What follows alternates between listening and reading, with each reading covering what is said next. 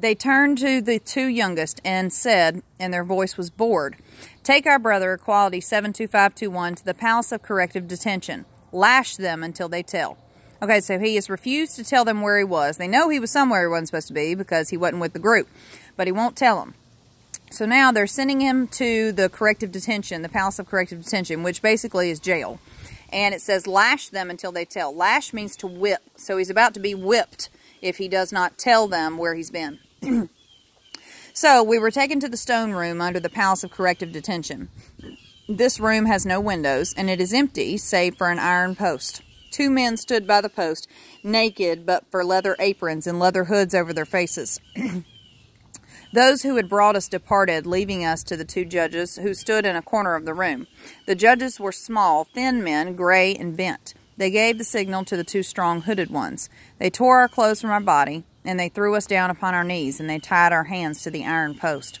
The first blow of the lash felt as if our spine had been cut in two, so they're whipping him now. The second blow stopped the first, and for a second we felt nothing, and then the pain struck us in our throat, and fire ran in our lungs without air, but we did not cry out. The lash whistled like a singing wind. We tried to count the blows, but we lost count. We knew that the blows were falling upon our back, only we felt nothing upon our back any longer. A flaming grill kept dancing before our eyes, and we thought of nothing save that grill. A grill of red squares. And then we knew that we were looking at the squares of the iron grill in the door. And there were also the squares of stone on the walls, and the squares which the lash was cutting upon our back, crossing and recrossing itself in our flesh. Okay, so in that paragraph, he kind of rambles for a minute, and he's talking about a grill, and it can be a little confusing to figure out what he's talking about. But remember, he's being lashed at this moment. So basically what's happening is he is in so much pain, and he is being beaten up so badly that he is almost getting delirious, and he is seeing a grill before him. He says lines that are, you know, up and down across each other. So basically, every time they whip him and they break the skin on his back and they make these lash marks, he is seeing them in his head, almost like a giant tic-tac-toe with a whole lot more lines on it.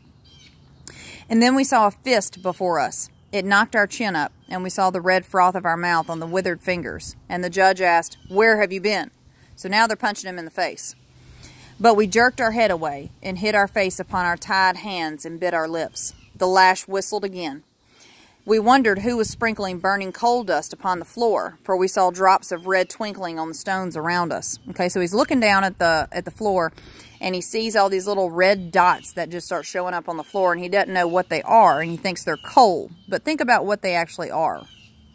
What do you think they are? They're blood. It's his blood. He's seeing his own blood falling onto the floor.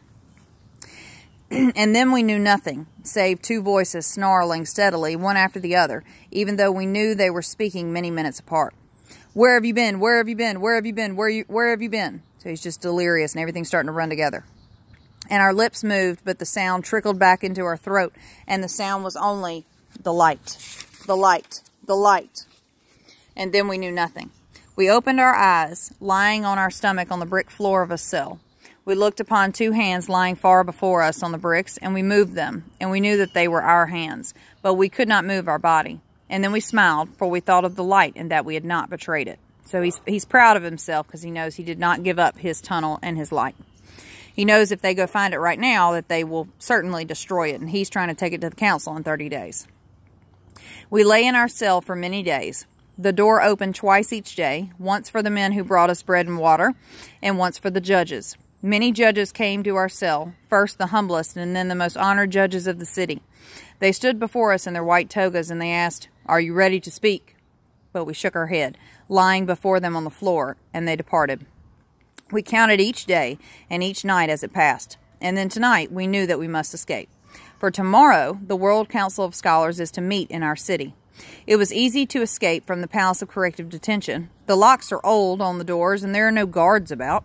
There's no reason to have guards, for men have never defied the council so far as to escape from whatever place they were ordered to be. Our body is healthy, and strength returns to it speedily.